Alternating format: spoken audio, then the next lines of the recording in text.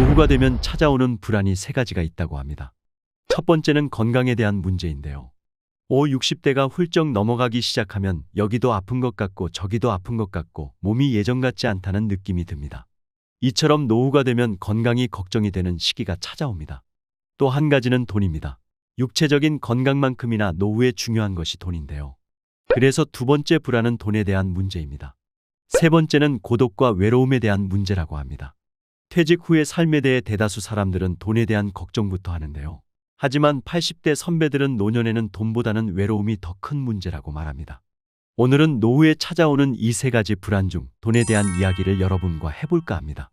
정신적, 육체적 건강을 지키는 것만큼이나 나의 자산 건강을 지키는 것도 매우 중요한데요. 여러분들은 우리가 살아가면서 돈을 가장 많이 쓸 때가 언제라고 생각하시나요? 자녀들을 한참 공부시킬 때일까요? 아니면 자녀들 결혼시킬 때일까요?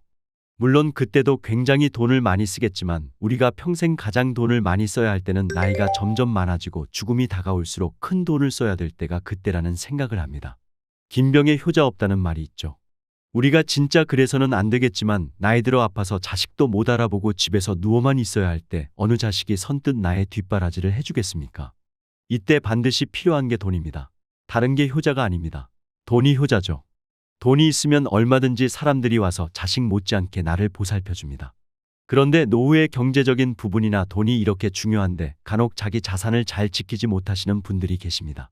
그런 분들이 어떤 분이신가 하면 마음이 약하신 분들이 주로 자신의 자산을 끝까지 못 지키는 경우가 많은데요. 그렇다면 이분들은 자기의 재산을 어디에 뺏길까요? 형제일까요? 친구? 아니면 이웃에 사는 분들일까요? 아닙니다. 제일 내 자산을 뺏기기 쉬운 것이 집안에 숨어져 있는 전생의 빚쟁이, 바로 자녀입니다. EBS 다큐프라임 특별기획 100세 수업에는 비참한 노년을 피하기 위해 절대 하지 말아야 할 것으로 자녀에게 모든 것을 투자하는 것을 꼽고 있습니다. 자녀가 잘 되면 본인은 어떤 상황에 있어도 괜찮다고 여기는 부모가 많습니다. 이것은 노후 준비의 가장 큰 걸림돌이며 초고령 사회 일본에서는 이미 심각한 사회 문제로 대두된 노후 파산의 직접적인 원인이 됩니다. 이것과 관련하여 제가 최근에 만난 분의 사례를 잠깐 소개해드리겠습니다. 이분은 S그룹의 임원까지 지내시면서 평생 성실하고 열심히 사셨던 분입니다. 이분 댁에는 딸은 없고 아들만 3명이 있었습니다. 예전에는 이렇게 아들 많은 집이 부자고 아들이 많으면 아들 낳았다고 마을에 떡도 돌리고 잔치도 했지만 요즘 현실은 그렇지 않죠. 자녀 중에서도 특히 아들이 많으면 힘들다고 하시는 분들이 정말 많습니다. 그래도 한 가지 불행 중 다행은 이분은 똑똑한 집 한 채를 가지고 있었는데요. 서울에 꽤 비싼 집을 소유하고 계셨습니다. 부모님께 재산 하나 물려받은 거 없이 본인 혼자 직장 생활하며 밑바닥부터 차근차근 갈고 닦아 임원까지 지내셨지만 삼형제를 대학까지 공부시키고 나니 남은 것은 본인이 사는 집 한 채뿐이었다고 합니다. 그런데 아들 셋을 결혼시키려고 보니 대기업의 임원까지 지내셨던 분이 크던 작던 아들 집 한 채 못 해주면 왠지 사돈이나 주변 사람들 얼굴 보기 민망할 것 같아 집은 한 채씩 해줘야겠다는 생각을 했다고 하는데요. 결국 이분은 아들 3명이 결혼할 때 집을 해주기 위해서 본인의 집을 팔았습니다. 서울의 아주 중심가는 아니었지만 20평대 집을 한 채씩 대출을 좀 껴서 마련해 주셨습니다. 그리고 본인은 오히려 잘됐다, 이 기회에 공기 좋은 곳에서 살아보자며 그렇게 양평으로 이사를 가셨습니다. 그런데 이분은 타고나기를 서울에서 태어나 학교 때부터 계속해서 서울에서 사셨던 분이었는데요. 그러다 보니 알고 지내던 모든 지인이나 친구들, 평소 생활하던 생활 반경까지 모두 서울이었던 것이죠. 이분이 양평으로 이사를 가셔서 행복하셨을까요? 현실은 그 반대였습니다. 어쩌다가 친구들 모임이 생기면 서울로 올라와야 되는 번거로움을 감수해야 했고 집값에 맞춰 적당한 가격을 골라 간 곳이 양평이었기 때문에 주변에는 아는 사람도 없었습니다. 지인들 행사나 친구들 모임이 있을 때는 번번이 서울로 올라와야 했습니다. 뿐만 아니라 그분 말씀이 서울에 가끔 올라와서 친구분들과 같이 술이라도 한잔 하려고 하면 버스 시간 때문에 마음 편히 친구와 술 한잔 제대로 못 하신다고 합니다. 그리고 자녀분들도 모두 서울에 계시기 때문에 양평과 서울이 그렇게 먼 거리는 아니지만 자주 왕래를 할 수도 없다고 합니다. 자녀들도 멀리 있고 친구들도 멀리 있고 노후에 그렇게 외로울 수가 없다고 합니다. 아직도 저를 만나면 말씀하시는 것이 내가 왜 그 집을 섣불리 팔았을까 하는 것입니다. 내가 평생 모은 재산은 아이들에게 모두 나눠주고 어쩌다 아는 사람 하나 없는 곳에 가서 이렇게 살게 되었는지 모르겠다고 너무너무 후회를 하셨습니다. 앞서 말씀드렸듯이 이분도 마음이 너무 약하셨던 것 같습니다. 자녀분들 힘들게 사는 것이 안타깝고 주변 사람들이 의식되어서 집을 다 해주고 말았지만 정작 본인은 아주 큰 낭패를 저지르신 거죠.